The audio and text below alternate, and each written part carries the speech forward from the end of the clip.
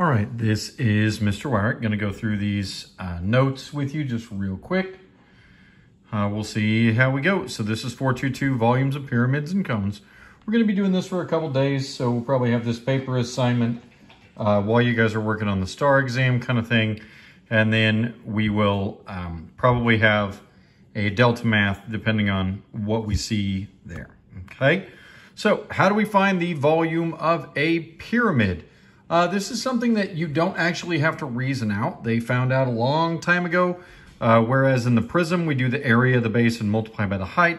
For the pyramid, it's the area of the base multiplied by the height, and then we divide the whole thing by 3, or 1/3 the area of the base times the height. This is another one that if you put the formula into Desmos, you should be able to find your way through it pretty quick. And remember, even if it's like one of these, which is called an oblique pyramid, it doesn't really matter.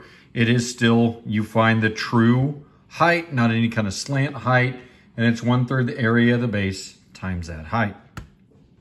So for this one, find the volume of the pyramid, round to the nearest tenth. This would be some math that we haven't done yet because it is area of a hexagon on the base, but it tells us the area of the base is 22. So we would take 22 times 5, that's 110. Divide that by 3, that's going to be, oh gosh. I was thinking that was easy, but that's not a quick one actually. 110 divided by 3. Yeah, 36.6 repeating.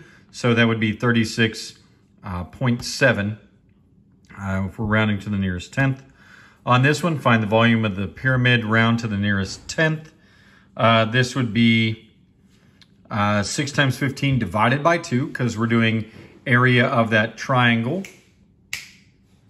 And then we're going to multiply that by 14. So if we just do this one, you have to remember the area of the triangle, we're cutting it in half. So this is 6 times 15, which would be 90. We cut that in half, that's 45.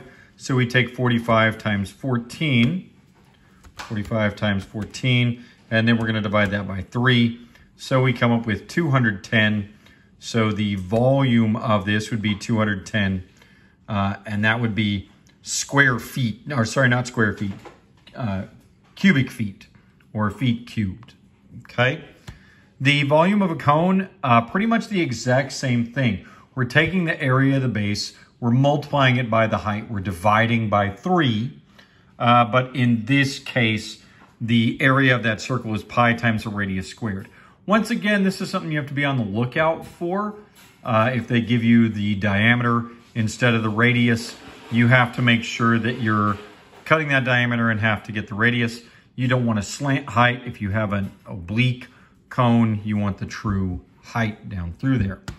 So on this one, the volume of this cone, it's going to be 1/3 pi times my radius squared times my height. So I would probably just type that whole thing in.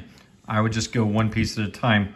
1/3 times pi times my radius squared times my height. And I already forgot what my height was.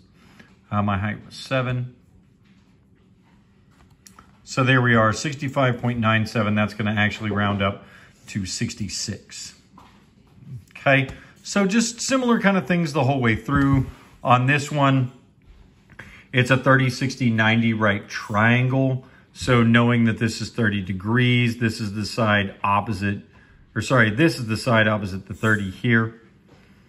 Ooh, wow. 30 degree cone up here. You would need to use trig to be able to find the missing side of that triangle, but it's a 30, 60, 90. So it'd be 5 divided by the square root of 3 that would give you this.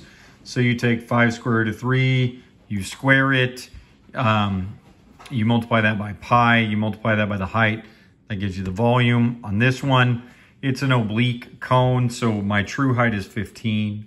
It's still going to be 1/3 times 8 squared times 15. Okay. A pyramidion, ooh, I hope that just means a small pyramid. That was discovered in Saqqara, Egypt in 1992.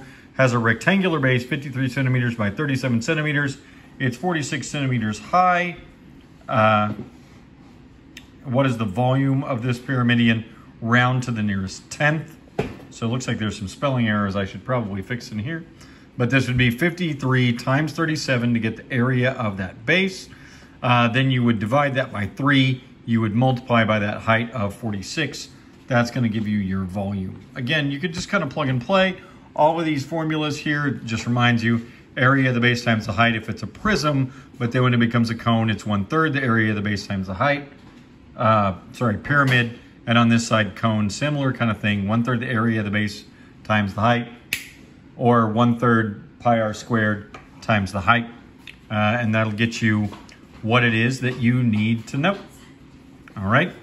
So those will be posted. The assignment will be posted.